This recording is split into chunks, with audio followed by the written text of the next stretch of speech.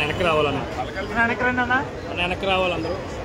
जोहार महात्मा ज्योतिराव फुले, जोहार महात्मा ज्योतिराव फुले, जोहार महात्मा ज्योतिराव फुले, जोहार महात्मा ज्योतिराव फुले, जोहार महात्मा ज्योतिराव फुले. जोहार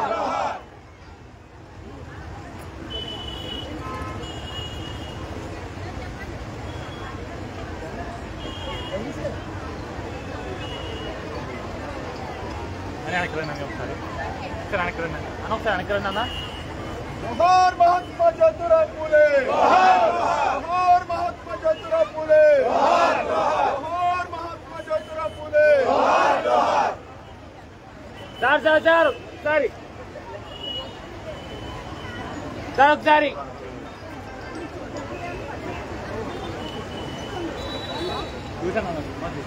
ఒకసారి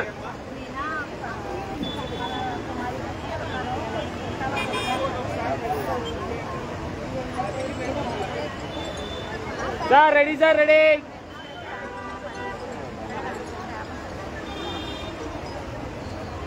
sir ready sir ready ready మన శేఖర్ గారు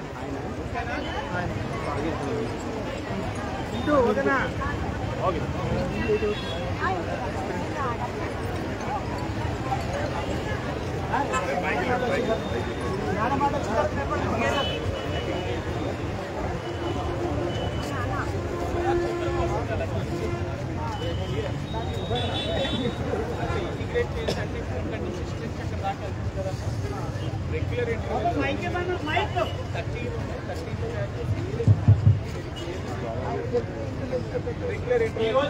పెట్టేటప్పుడు కూడా రాజమహేంద్రవరం ఒకవేళ ఒక విగ్రహం గోల్డ్ లో ఉంటే అది పంటతో ప్రాజెక్ట్ చేసేటప్పుడు కాదు, యూనిఫామ్ సైజ్ లో పెట్టాలి. సో అది అంబియన్స్ ఎక్కడ దెబ్బతినకుండా ప్రారంభోత్సవ కార్యక్రమానికి విచ్చేసినటువంటి విశ్వవిఖ్యాత నట సార్వభౌమ కీర్తిశేషులు నందమూరి తారక రామారావు అన్నగారి కుమార్తె చిన్నమ్మ గారు ఎంపీగా మనకి విచ్చేశారు. సార్ ఎమ్మెల్యే సార్ రెండు మొక్కలు ఇక్కడ మాట్లాడేస్తారండి, అంటే మళ్ళీ ప్రశ్న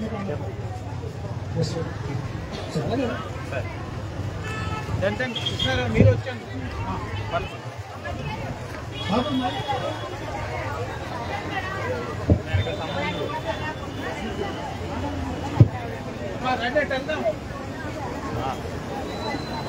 రండమ్మా అక్కడికి వెళ్దామా బిల్డింగ్ దగ్గర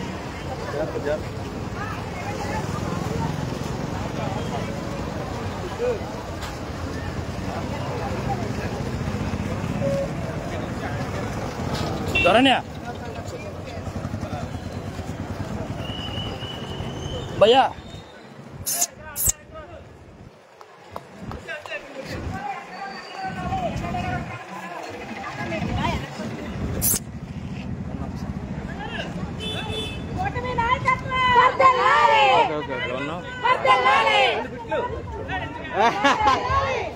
నేను రాదే తక్కువ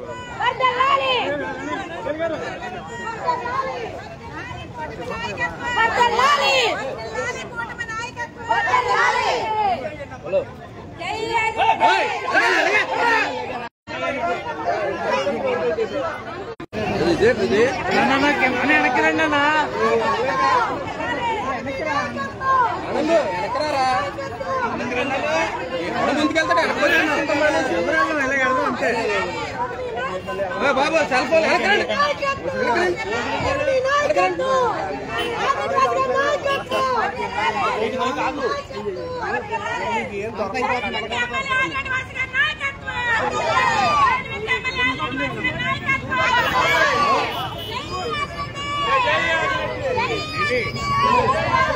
సెల్ ఫోన్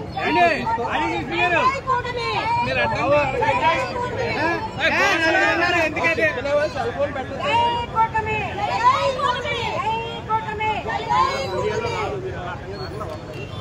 ఏం పర్లేదు పెట్టద్దని చెప్తుంటే మధ్యలో పెట్టి ఎన్నిసార్లు చెప్పాలి వెనక్కి వెళ్ళిపోతాం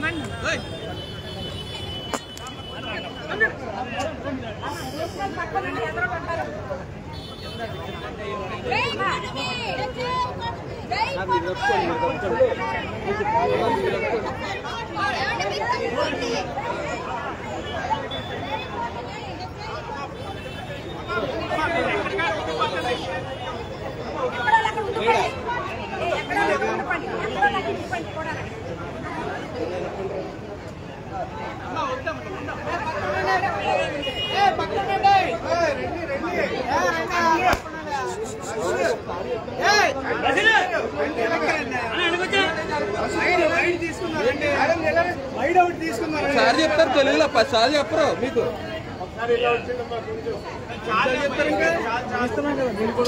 నువ్వు చేస్తే వెనక నుంచి తీసుకో అమ్మా వెనక నుంచి తీసుకో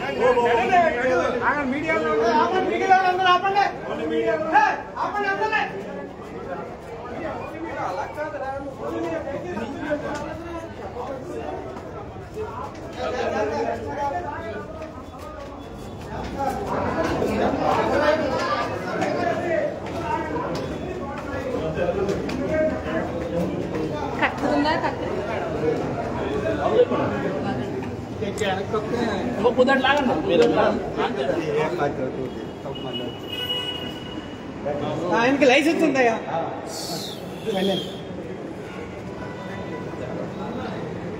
మా ఇంటి దగ్గర ఓకే మేడం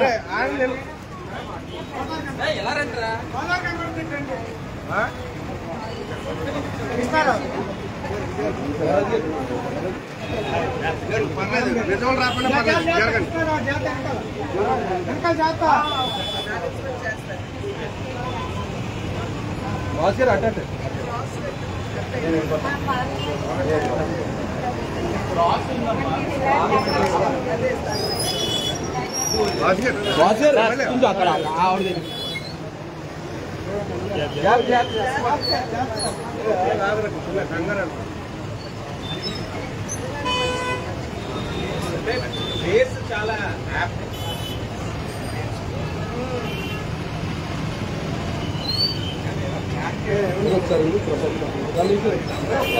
రాదురా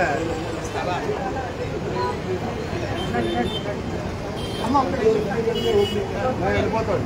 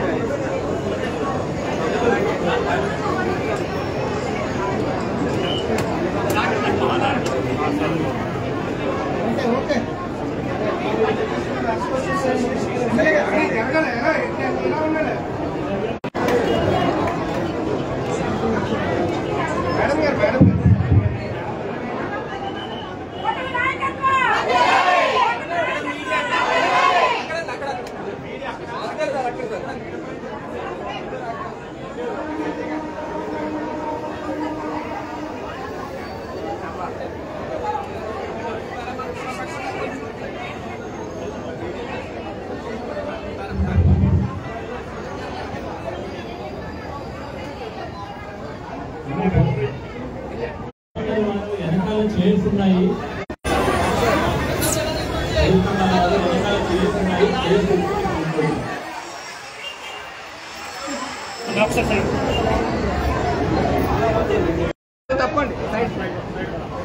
ఈనాటి పూలే అంబేద్కర్ భవన్ శంకుస్థాపన కార్యక్రమం తర్వాత ప్రారంభోత్సవ కార్యక్రమానికి విచ్చేసినటువంటి గౌరవనీయులు పెద్దలు మన పార్లమెంటు సభ్యులు మేడం గారు పురంధేశ్వరి గారికి, అలాగే మన గౌరవనీయులు పెద్దలు ఎమ్మెల్సీ గారు సోము వీరరాజు సార్ గారికి, అలాగే మన రాజమండ్రి అర్బన్ నియోజకవర్గం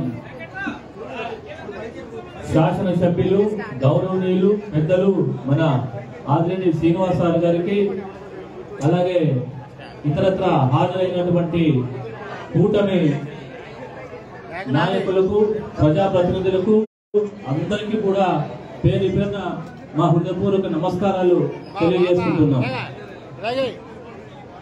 అమ్మా, ఈరోజు ఇక్కడ మనకందరికీ తెలుసు, ఒక వేసుకుని ఇక్కడ ఈ నిర్మాణం చేయించడం జరిగింది. ఈ రోజు ఈ భవనానికి ఏదైతే పెండింగ్ ఉందో, ఫ్లోరింగ్ కానివ్వండి, కాంపౌండ్ వాల్ కానివ్వండి, రైలింగ్ కానివ్వండి, ఇతరత్ర అమ్యూనిటీస్ ఏవైతే పెండింగ్ ఉన్నాయో వాటన్నిటినీ కూడా ఇమీడియట్ గా కంప్లీట్ చేయడానికి 80 లక్షల రూపాయలతో ఇక్కడ మనము పెడెస్టల్ స్టోన్ వేసుకోవడం జరిగింది. మరి ఆ కార్యక్రమానికి మన ఉద్దేశించి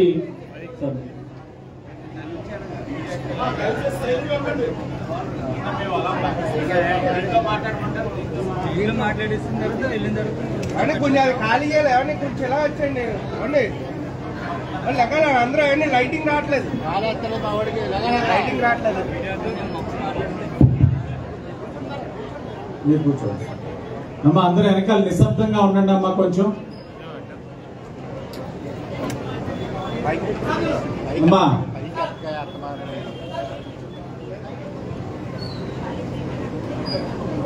మీడియా ప్రతినిధులందరికీ కూడా నమస్కారం.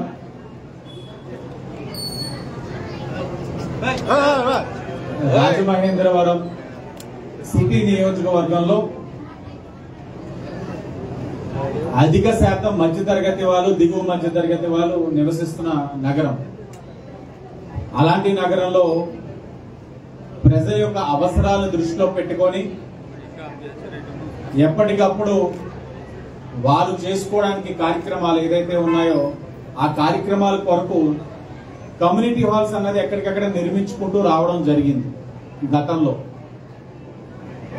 కానీ గత 5 సంవత్సరాలు ఉన్న కమ్యూనిటీ హాల్స్ అన్నింటినీ కూడా సచివాలయ వ్యవస్థకి తీసుకోవడం వలన మధ్యతరగతి వారు, దిగువ మధ్యతరగతి వారు చాలా ఇబ్బందులు పడ్డారు. సరిగ్గా పెళ్లిళ్ళు చేసుకోలేరు, చేసుకోవాలంటే అధిక ధరలతోటి చేసుకోలేని పరిస్థితులు.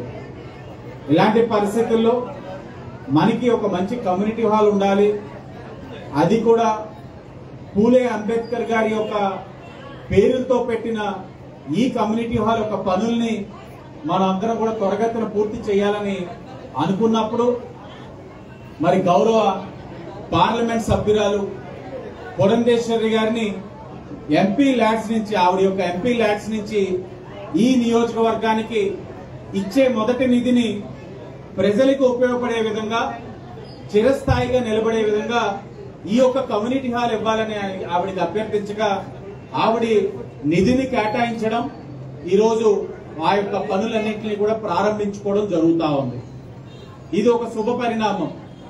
గతంలో చేసిన తప్పిదాలు ఇప్పుడు చేయకుండా ఎక్కడికక్కడ సచివాలయ వ్యవస్థని సర్దుకుంటూ కమ్యూనిటీ హాల్స్ అన్నింటినీ కూడా ప్రజలకు అందుబాటులో తీసుకువస్తూ మరి ఇలాంటి కూడా నిర్మించుకొని మరి ఇక్కడ నిర్మించడమే కాదు, అదనంగా క్రిందటి సంవత్సరం ఇచ్చిన నిధులు ఇవి, ఈ సంవత్సరం కూడా నిధులు ఇచ్చి ఇక్కడ ఒక మంచి స్కిల్ డెవలప్మెంట్ సెంటర్ కూడా పెట్టాలి. ఏదైతే కాంపిటేటివ్ ఎగ్జామ్స్ కి వెళ్లే పిల్లలకి ఇక్కడ లైబ్రరీ కూడా అందుబాటులో తీసుకురావాలని గౌరవ ఎంపీ గారి యొక్క ఆలోచన. అంటే చేసే కార్యక్రమం మన పేరు కనబడటం కాదు, 10 మందికి ఉపయోగపడాలనేది ఆవిడ తాలూకు ఆలోచనని ఇక్కడ ఏదైతే బాంబ్సెఫ్ వాళ్ళు కూడా ముందుకు వచ్చి వారి యొక్క సూచనలు ఇస్తూ ఎంపీ గారు ఇచ్చిన సహకారాన్ని వారు కూడా అందిపుచ్చుకుంటూ అధికారులకి వారు కూడా ఇచ్చే సహకారం అందిస్తా ఉన్నారు. ఈ సందర్భంగా బాంబ్సెఫ్ ప్రతినిధులు ఎవరైతే వచ్చున్నారో వారందరికీ కూడా మా యొక్క అభినందనలు తెలియజేస్తూ భవిష్యత్తులో తప్పకుండా మీరు ఇక్కడ ప్రెస్ మీట్ జరుగుతా ఉంది, పక్కనే చూడండి. ఎన్నికల ముందు ఎంపీ గారు కానీ ఆనాడు ఉన్న ఎంపీ అభ్యర్థిగా, ఎమ్మెల్యే అభ్యర్థిగా మీరు తిరిగినప్పుడు ఇక్కడ అడిగేవారు, గోదావరి ఇంత స్ట్రెచ్ ఉంది, సాయంత్రం అయితే సరదాగా వచ్చి కూర్చోడానికి ఏది లేదని అంటుంటే ఆ రివర్ ఫ్రంట్ చేయాలని ఆవిడ ఆలోచించారు.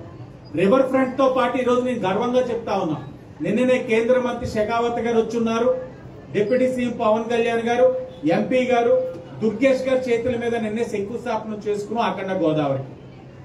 ఈ సందర్భంగా చెప్పాలి ఒక అంశం, ఎందుకంటే నెక్కిన వెంటనే టైం ఉంది కదా అని ఆలోచించకుండా అధికారులందరితోటి ఎంపీ గారు కూర్చోబెట్టి మా అందరినీ మనం ఈ యొక్క గోదావరి గట్టు మీద రివర్ ఫ్రంట్ ఒకటి ప్రారంభించుకోవాలి, అలాగే ఏదైతే హ్యావ్లాక్ బ్రిడ్జ్ ఉందో అది కేంద్రంతో రైల్వే డిపార్ట్మెంట్ కి టెక్నికల్ ఇష్యూ ఉంది, అది క్లియర్ చేసే బాధ్యత నాది ఒక ఎంపీగా. దానితో పాటు మనం ఒక ప్రాజెక్ట్ రెడీ చేద్దాం. ఆ ప్రాజెక్ట్ కార్పొరేషన్ నిధుల, రాష్ట్ర ప్రభుత్వం నుంచా, స్పెషల్ గ్రాంట్, కేంద్రం నుంచి ఏదో ఒక స్కీమ్ లోని మ్యాచింగ్ చేయాలన్నది తర్వాత అంశం. ముందు రెడీ చేయాలని ఘాట్స్ అన్నిటికీ కూడా మంచి డిపిఆర్స్ రెడీ చేసిన తర్వాత టూరిజం డిపార్ట్మెంట్ వాళ్ళు, దుర్గేష్ గారు ప్రోయాక్టివ్ గా ఈ యొక్క కార్యక్రమాన్ని తీసుకోవడం, అంటే వారికి పని తగ్గించే కార్యక్రమం కూడా ఎంపీ గారే ఆనాడు అధికారులతో చేయించడం జరిగింది.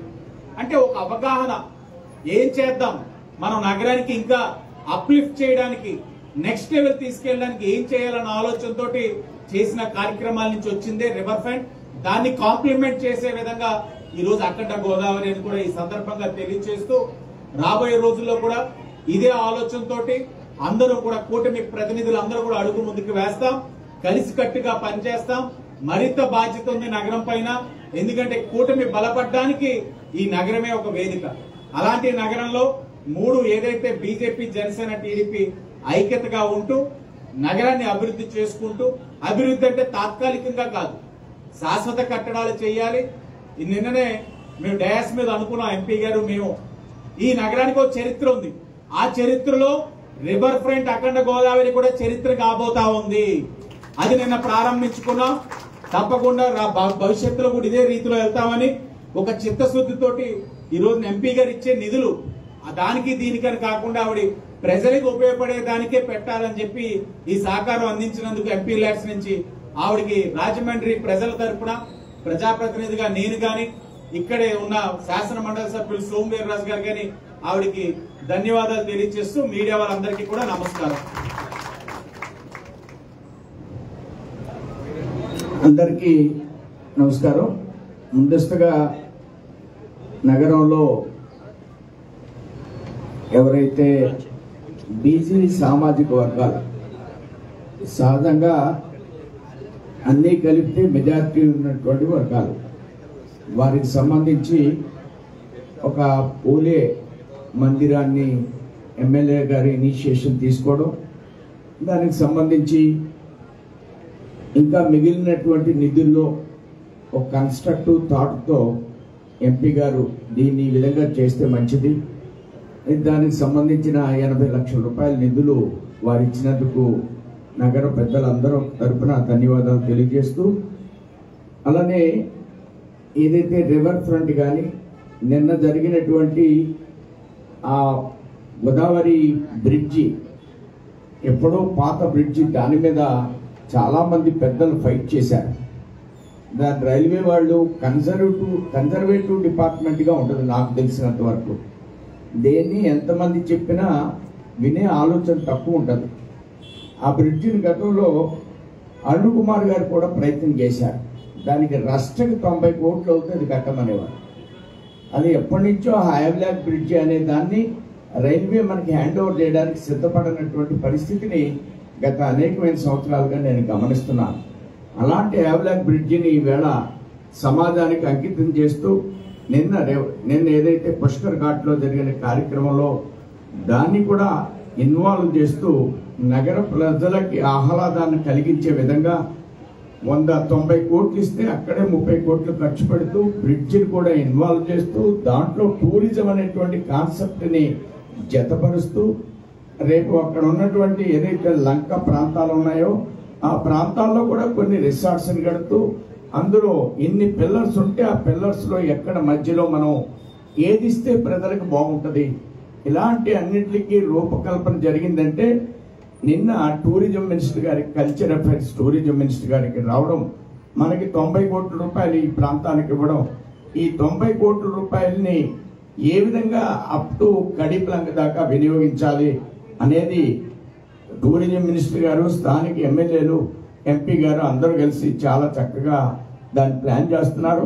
త్వరలో నగరంలో రూపురేఖలు మారడానికి అవకాశాలు ఏర్పడేటువంటి పరిస్థితి కూటమి ప్రభుత్వంలో ఏర్పడిందని నేను తెలియజేస్తున్నాను. ధన్యవాదాలు. పాత్రికేయ మిత్రులకి అదేవిధంగా సోదర సోదరి మండలందరికీ ముందుగా నా నమస్కారాన్ని తెలియజేస్తున్నాను. నేను రాజమండ్రి అర్బన్ ఎమ్మెల్యే వాసు గారికి నా హృదయపూర్వక ధన్యవాదాలు ముందుగా తెలియజేస్తున్నాను. ఎందుకంటే ఒక చక్కటి సామాజిక కార్యక్రమంలో ఈరోజు పాల్గొనేటువంటి అవకాశం, నిన్న అభివృద్ధి అంటే పర్యాటక అభివృద్ధికి సంబంధించినటువంటి అనేక కార్యక్రమాలు నిర్వహించుకున్నాం. పెద్దలు చెప్పినట్లుగా 95 కోట్ల రూపాయలతోటి హ్యాబ్లాక్ బ్రిడ్జ్ కావచ్చు, అదేవిధంగా అఖండ గోదావరి నిన్న శంకుస్థాపన చేసుకోవటం జరిగింది. పర్యాటకానికి మంచి భవిష్యత్తు ఉన్నటువంటి జిల్లా ఏదన్నా ఉన్నది అంటే అది మన రాజమహేంద్రవరం. పార్లమెంట్లో దానిలో ఉన్నటువంటి 377 అని ఉంటుంది. అంటే మన రాష్ట్రంలో మన జిల్లాకి సంబంధించినటువంటి చాలా ప్రధానమైనటువంటి అంశాలు ఏమైనా ఉంటే మంత్రుల యొక్క దృష్టికి తీసుకురావడానికి దాన్ని మనం వినియోగించుకోవచ్చు. ఆ అంశాన్ని వినియోగించుకుంటా నేను రాజమహేంద్రవరాన్ని ఒక కల్చరల్ హెరిటేజ్ జిల్లాగా, అందులోనూ రాజమహేంద్రవరాన్ని ఒక కల్చరల్ రిలీజియస్ టౌన్గా గుర్తించమని చెప్పి నేను ఆనాడు గజేంద్ర సింగ్ షెకావత్ గారిని కోరడం జరిగింది.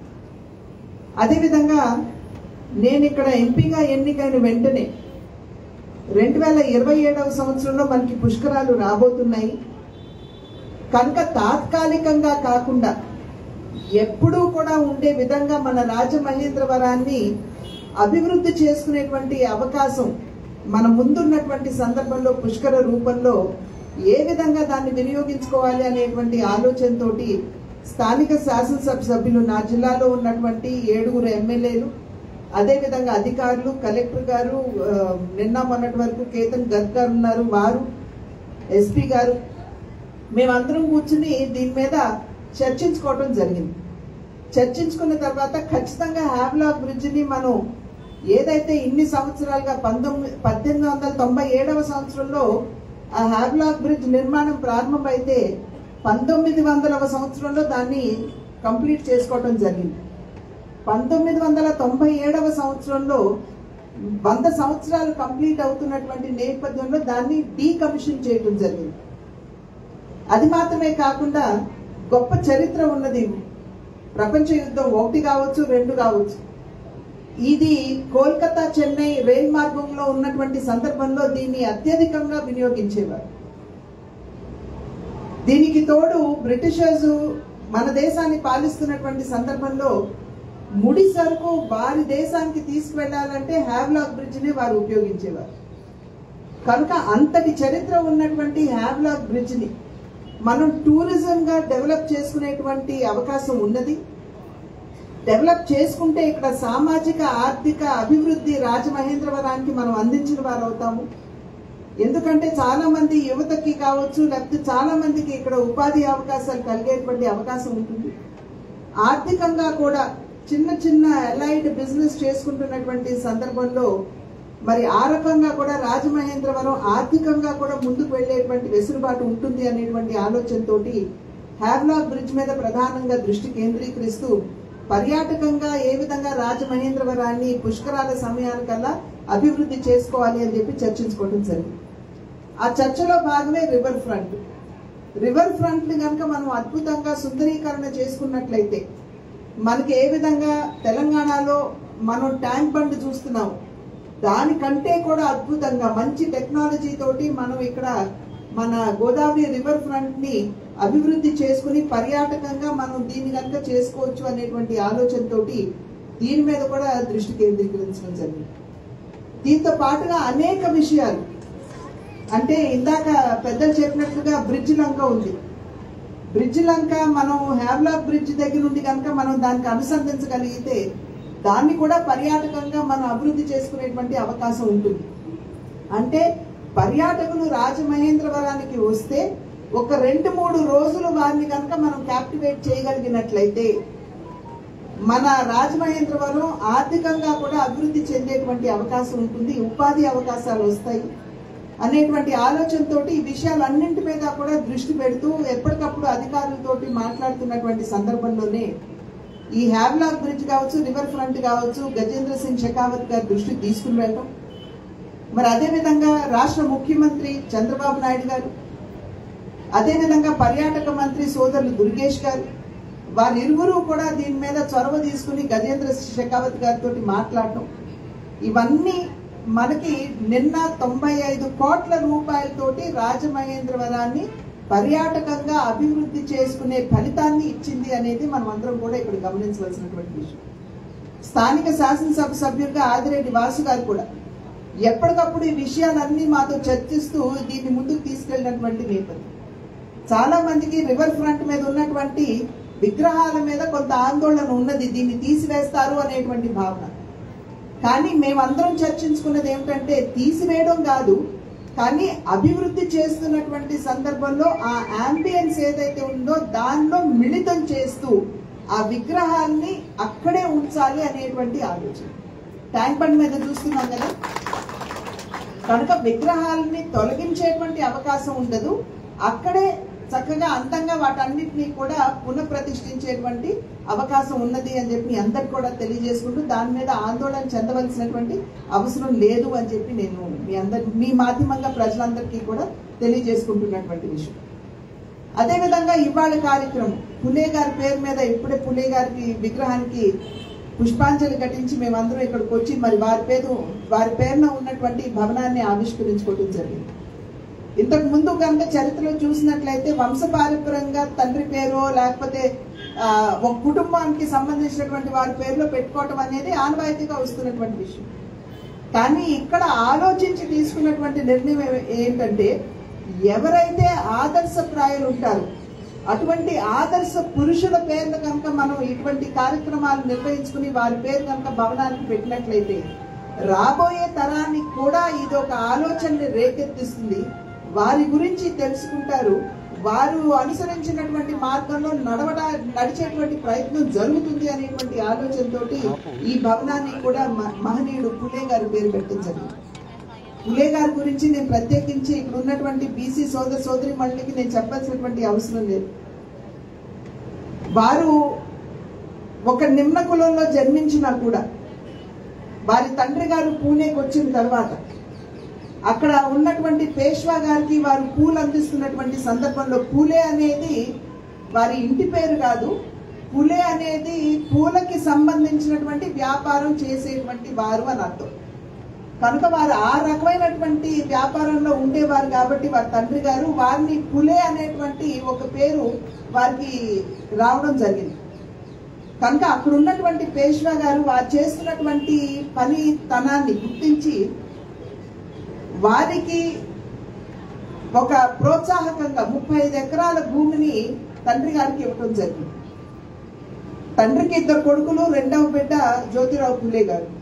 పెద్ద బిడ్డ చనిపోయిన తర్వాత పులే గారి విద్యని ఆపు చేయించి ఆయన్ని కూడా పూల వ్యాపారంలోకి తీసుకుని వస్తే ఆ చుట్టుపక్కల ఉన్నటువంటి వారు అద్భుతంగా చదువుతాడు బిడ్డ, మీరు చదువు ఆపడం కాదు చదివించండి అని చెప్పి స్కాటిష్ మిషన్ స్కూల్లో ఒక ఆంగ్ల మాధ్యమం స్కూల్లో పులే గారు విద్యని అభ్యసించడం జరిగింది. అయితే ఆ సందర్భంలో వారి స్నేహితుడు పెళ్లికి వెళ్ళినప్పుడు వీరిని కించపరిచే విధంగా ఆ స్నేహితుడు తల్లిదండ్రులు మాట్లాడినప్పుడు వారిలో ఆ బాధ ఏదైతే ఉన్నదో బీసీ కులాల యొక్క అభ్యున్నతికి వారి జీవితాన్ని అంకితం చేసే దిశగా వారికి స్ఫూర్తి ప్రేరణ లభించింది. ఆ సందర్భంలోనే వారు సమాజంలో అప్పుడు ఉన్నటువంటి అంటరానితనాన్ని దూరం చేయాలని, అదేవిధంగా మహిళల్ని తక్కువ చేసి చూస్తున్నటువంటి సందర్భంలో మహిళల్ని విద్యాధికారాలను కనుక చేసినట్లయితే తన కాళ్ళ మీద తాను నిలబడగలిగినట్లయితే సమాజాన్ని వారు ముందుకు తీసుకెళ్లేటువంటి అవకాశం ఉంటుంది. ఎందుకంటే జనాభాలో సగభాగంగా వారు ఉన్నారు అనేటువంటి విషయాన్ని గుర్తించి వారికి 13వ ఏటనే పెళ్ళైన వారి భార్యమణి అయినటువంటి సావిత్రిబాయి పులే గారికి వారు విద్యని నేర్పించి వారిని విద్యాధికారాన్ని చేసి వారు ఇరువురు కలిసి దేశంలో మొట్టమొదటి మహిళా స్కూల్ని స్థాపించినటువంటి విషయం మనం ఇక్కడ గమనించాలి. అదేవిధంగా అప్పట్లో తలచెడినటువంటి మహిళలు అంటే భర్తని కోల్పోయినటువంటి మహిళలు కనుక బిడ్డని ప్రసవించినట్లయితే ఆ బిడ్డల్ని చులకనగా చూస్తున్నటువంటి సందర్భంలో ఒక ప్రత్యేకమైనటువంటి ప్రసూతి కేంద్రం ఇటువంటి భర్తల్ని కోల్పోయినటువంటి మహిళలకి ఆయన స్థాపించి అక్కడ వారికి ప్రసూతి జరిగే విధంగా ఆ బిడ్డల్ని వారే పెంచే విధంగా అప్పట్లోనే జ్యోతిరావు పులే గారు సావిత్రిబాయి పులే గారు ఈ బాధ్యతను తీసుకోవడం జరిగింది. కనుక ఆదర్శప్రాయులు వారి జీవితాన్ని ఇవాళ మనం ఆదర్శంగా తీసుకోవాలి.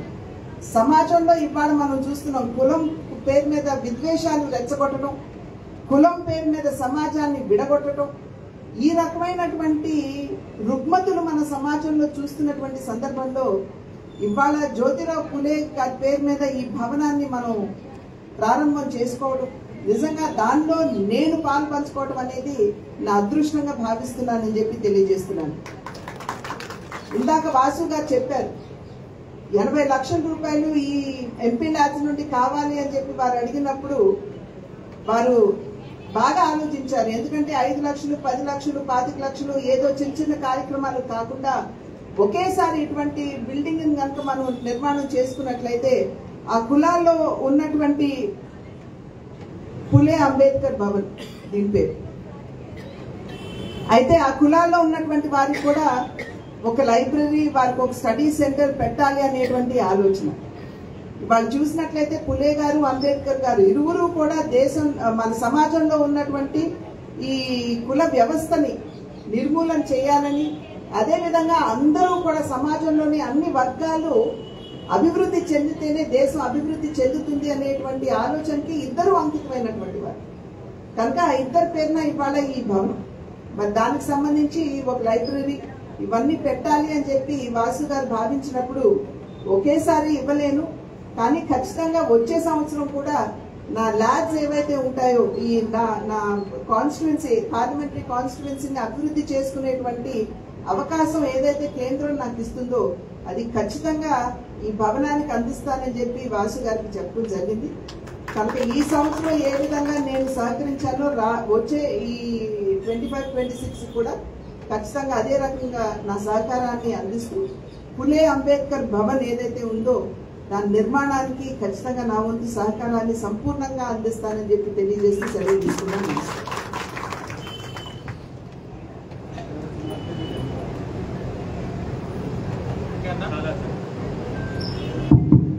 చాలా ధన్యవాదాలు మేడం. సమాజం యొక్క ఆర్థిక మరియు అభ్యున్నతికి మీరు చేస్తున్నటువంటి సేవకు నిజంగా ప్రజలందరి తరఫున నగరపాలక సంస్థ తరఫున మీకు అందరికీ ధన్యవాదాలు తెలియజేసుకుంటున్నాం మేడం. అందరికీ నమస్కారాలండి, అందరికీ ధన్యవాదాలు. థ్యాంక్ యూ అన్నట ఇంతటితో ముగిస్తాం.